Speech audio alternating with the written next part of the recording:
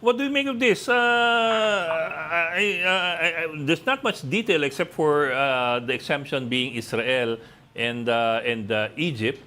Pero mukhang most all the other countries, I suppose, including Taiwan, and of course the Philippines, tatamaan itong 90-day suspension. That's 3 months. How Well, significant is it? suspension, I think it's to review, no? But the Secretary of State has the right to file a waiver, which he did.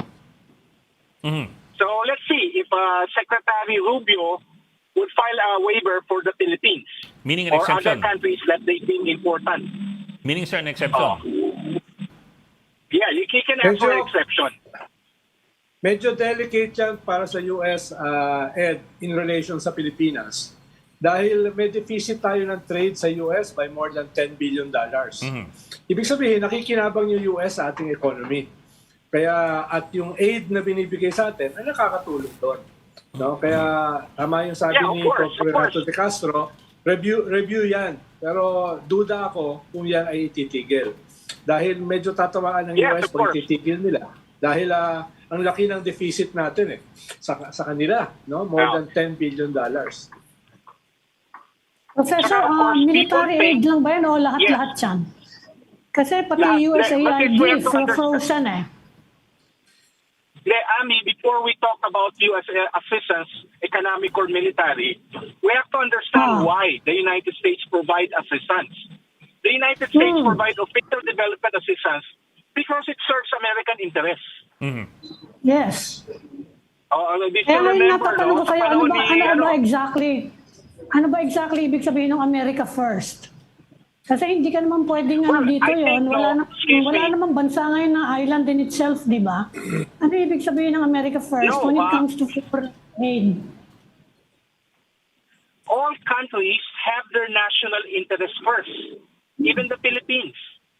All American presidents, from George Washington down to Donald Trump, has always think in terms of their country's interests.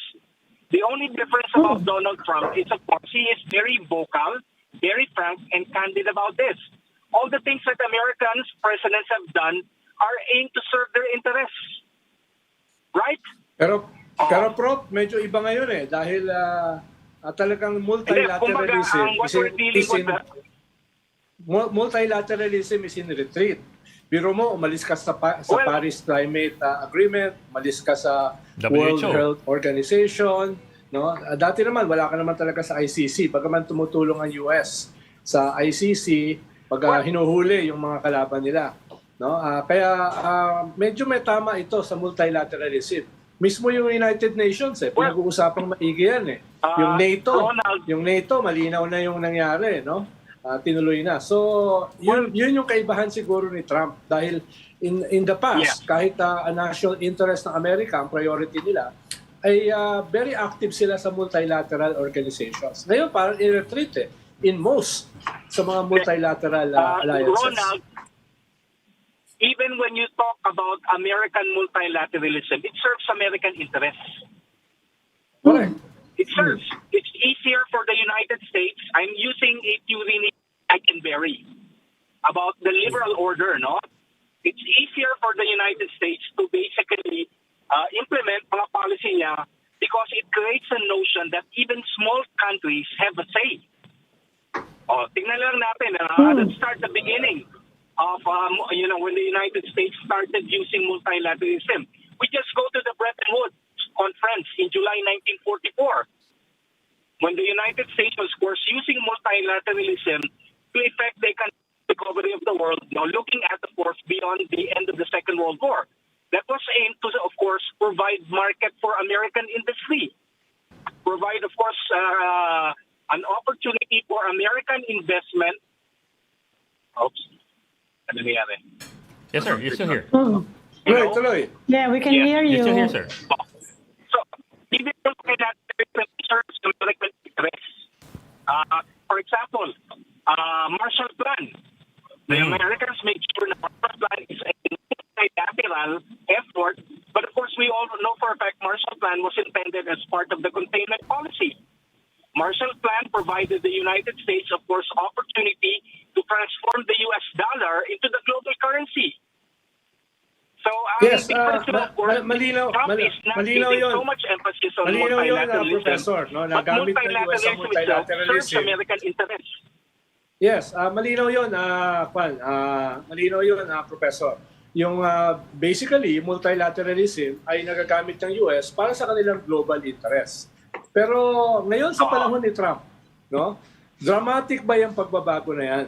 No? Dahil tariffs, trade wars, withdrawal from multilateral organizations, medyo unprecedented yung shift ni Donald Trump vis-a-vis multilateralism. Where will this go? Where will this go? Ang tingin ko dito kay Trump, Machiavellian yan eh. Di ba kay Machiavelli, sabi nga ni Machiavelli, if you have to do something drastic, do it fast. Some of them, of course, would work. Some will not. For example, yung ginawa niya immediately, no, nakita na kaagad natin yung backlash. Yung executive order niya na, of course, challenging yung notion of birthright. Now we're already seeing reaction. So what Trump will do will come out with this agenda, no, yung mga very drastic. He will see what he would basically encounter resistance, yung mag-a-adjust doon. Pero kung he could have it this way, then he will push for it. It's classic Machiavellian approach. Na, Trump is basically seen as Professor, itong pagbibigay ng foreign aid, the soft power eh. At kaya ang tanong ko ngayon, ang concern ngayon, kapag mag-withdraw ang US from projecting its soft power, baka pumasok dyan ng China. In fact, that's what China is already doing, hindi ba? Ginagamit nila ang aid to win friends and influence global events. So, paano magkakaroon niya ng vacuum eh? Hindi ba? Mabibigyan ng opening ang China to further project itself. Anong tingin niyo dyan sa ganyang observation? Unang-una, we have to understand, and I think Roland will agree with me, the political economy of U.S. economic assistance, it serves domestic American interests. For example, I think we're old enough to remember yung program ng Kennedy administration, yung Food for Trees program, PL40. Natatandaan natin na nagbibigay ng free milk ang Amerika noon, wheat for production ng bread. But it actually serves American, interest ng farming industry sa Amerika. Ganun din naman ang China, kahit ang Japan eh. Okay, They give businesses to their industries. Yeah, but the Americans, of course, and of course with the Japanese, have made it appear that it serves the interest of the world. So, of course, yung mga educational programs lang nila, even the military assistance they provide, the military assistance they provided to Ukraine had basically boosted the American military-industrial complex. So I don't think that will stop because it actually serves American interests. They're just reviewing what would basically fit into the agenda of the current administration. Mm-hmm. But sir, doesn't it also serve the U.S. interest? I mean, we've seen this in the past as well.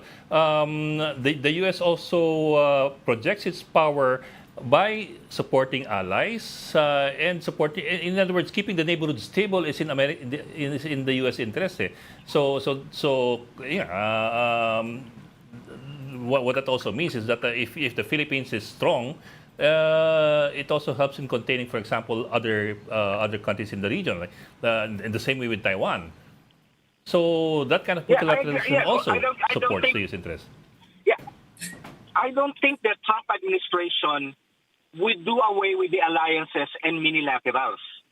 Rather, ang goal niya, of course, is an old issue between the United States and allies, even during the Cold War, the issue of burden sharing. Mm-hmm. So it so happened that we have this administration that would really emphasize the fact that allies have to contribute more, which is, of course, the narrative of all American presidents. No, ever since, of course, when nag-start kay Truman, when they formed NATO, always the issue there, except now, of course, he's more forceful than his predecessors. Yes, sir. Yes, sir. Sabi nga ni Farid Zakaria, when he was talking about Trump, when Trump raised the issue of asking the NATO allies not to increase their defense budget in 2018, That was the same narrative as President Barack Obama, except Trump was more direct and more, in a way, more blunt. Sir, let me reframe the question. Given the fact that you have so many other power blocks this time compared to the 1960s, and you have so many other options and so many other possibly friendlier countries or so-called superpowers that you can attach yourself to, wouldn't it be against the interest of the U.S. to lose the confidence of some of its allies? Well, some allies might, of course, be alienated. Probably, I just came from Germany. The Germans are concerned. Probably the French. Other NATO allies are not. Poland, Estonia, those are facing Russia. Yeah. Are in a way they're more confident with Trump because in the case with Trump, is what you see is what you get.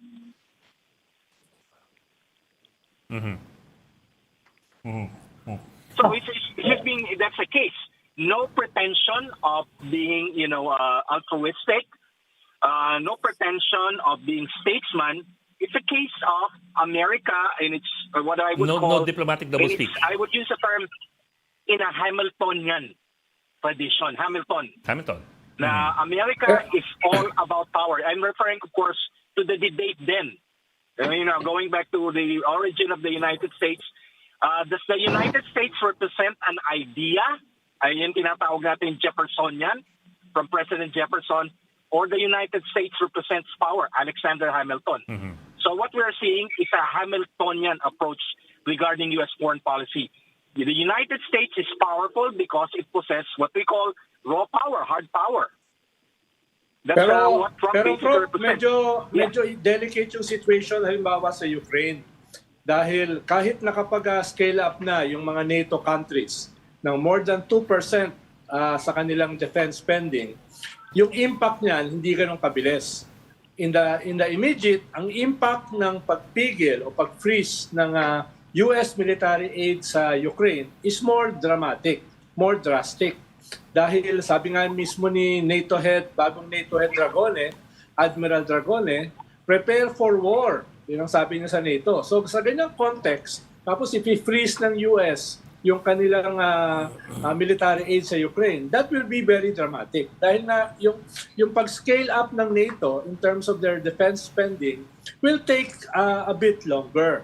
No? Dahil na may gestation period dyan eh. Kaya sa context ng Ukraine, medyo delikado. Medyo delikado yung policy ni Kwang. Kahit walang double speak, tatamaan. Sa Taiwan, hindi pa ganun kasigurado eh. Ang sabi lang naman ni Trump, dedepensahan namin kayo, pero kayo gumastos.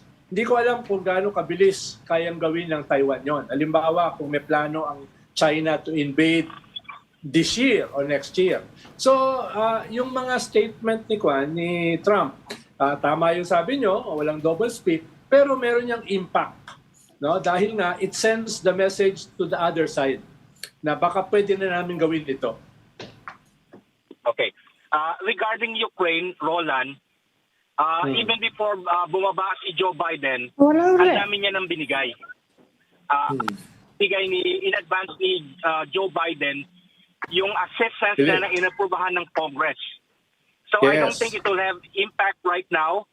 Pero kasi ilang araw pa lang si Donald Trump, we haven't seen. No? I think the policy of the Trump administration regarding Ukraine, they would still continue providing military assistance to Ukraine, but at the same time, encouraging Zelensky to accept or to accept certain losses in terms of territory. But at the same time, you already see the pressure being exerted by Donald Trump against Vladimir Putin in terms of threatening Vladimir Putin with economic sanctions. Well, it's really difficult to render a judgment to the Trump administration right now kasi ilang araw pa lang naman eh. Right? Yes, sir. Kaya nga, yes, Prof, sir. Pero, ang sir, tinitingnan natin, mas indicative eh. Halimbawa, yung bagong defense chief, si Hegseth. Well, meron kang US defense chief na hindi alam kung sino miyembro ng NATO. Ng Southeast ng Asia. ASEAN. Southeast Asia. Mismo yung Australia, Japan, at saka Korea ay sinabi na member ng ASEAN. Di ba may problema yan, kahit indicative man lang, Oh, yeah. na yung iyong bagong defense Well, sa chief pagdating ay na- medyo kapos sa pagkakaunawa dito sa dynamics, dito sa ating region, which is now the hub of the world. Future Yeah. possible conflicts, future trade wars, dito mangyayari. Tapos yung defense chief ng superpower na Amerika, hindi alam kung sino miyembro ng ASEAN. Well, ang pagdating na sa American system, it operates on the level of what we call the National Security Council. It's not the defense chief that calls the shot, not even Marco Rubio. It's a national security advisor. Because Americans have yung national security system. Everything emanates from, of course, the president going to what you call the national security system or the national security advisor. Of course, Mike Waltz, who Secretary Gibo Chidoro met last week. Well, I think that Professor, is sabi would niya na. matter. Pero, Professor, sabi ni Ambassador Babe Romualdez, temporary lang daw to. Consistent naman siya na sinasabi niya. Temporary lang, kung ano man yung aid freeze na yan, temporary. And he is expecting na soon enough, babalik din yung mga aid programs. Sa Pilipinas siya na. He's just talking about the Philippines. Do you agree with that? 90, yes, pero of course may mga matatamaan, no? Unang-unang matatamaan dyan, of course, yung US economic assistance that have to do with reproductive health. Sa pool na yan.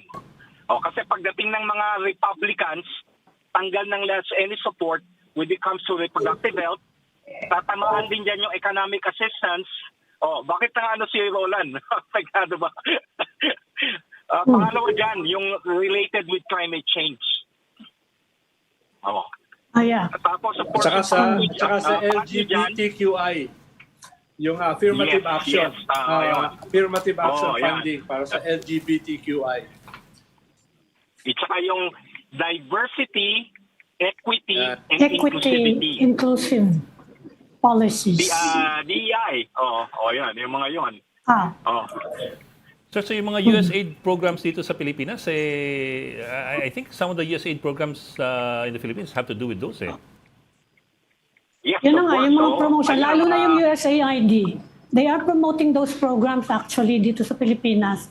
Although we have our own laws, no, protecting those, yung may mga minorities sa kaya mga yung mga tinatamaan ngayon sa US na sectors. Meron na tayo sariling batas, pero of course, importante yung napakalaking aid donor ng USAID sa ganyan mga program So sa tingin mo, Well, that will have to Professor, stop. long term yung ganyan Yeah. magiging impact niyan dun sa mga aid programs nila? Sa atin, sa atin lang. Isa pang tatamaan yung mga WHO. Vaccines, mga certain, Yes. Kasi the United States also declared it is withdrawing from the WHO. Yes. Oh. Well, ayun yung Baka, domestic baka priority naman nila. hindi kaya mag-i-step in ng China. Kasi sabi ni Trump, Well, 500 million buti nga. binibigay ng US, China 40 lang. Hindi kaya magdagdag sila. Okay, well, that's China's prerogative. If China sees its interest to do Ah. so, then I think China will chip in. Lalo na pagdating sa funding for climate change. Oh. Climate change, ayan talaga maapektuhan. Okay, sir, yung 90 days, 3 months, well, it's hard for us to imagine whether or not that would have an impact in the long or in the medium or short term. Would it? Assuming na yung I don't 90 days, know. itapusin natin 90 days. I don't know, honestly. I have not been I don't have a crystal ball that could basically predict what would happen in the future. I'm sorry. So, ang Kasi point ko lang, let's review give pa it lang, the benefit review of lang the naman doubt. to Actually, Yeah, review yung nila, no? Suspension pending review. Kanina, Ami, medyo against the interest ng US kung magkakat sila ng aid sa Pilipinas. Dahil may deficit tayo Malaki ang kita nila sa ating economy. No? More than 10 billion more than we are benefiting from their economy. Kaya pag titigil nila o babawasan nila yung aid, tatama yan sa kanila. Ayun lang, medyo mahaba yung transition, 3 months. No? Ang dami nangyayari sa 3 buwan. Tsaka pwede naman niya, again, the Secretary of State could file a waiver. So, Secretary Marco Rubio is given a leeway to call for waivers regarding the disbursement of aid. Lalo na, sabi ni Rubio, mahalaga ang Pilipinas dito sa region. No? Ano kaya mag-25% tariff din tayo?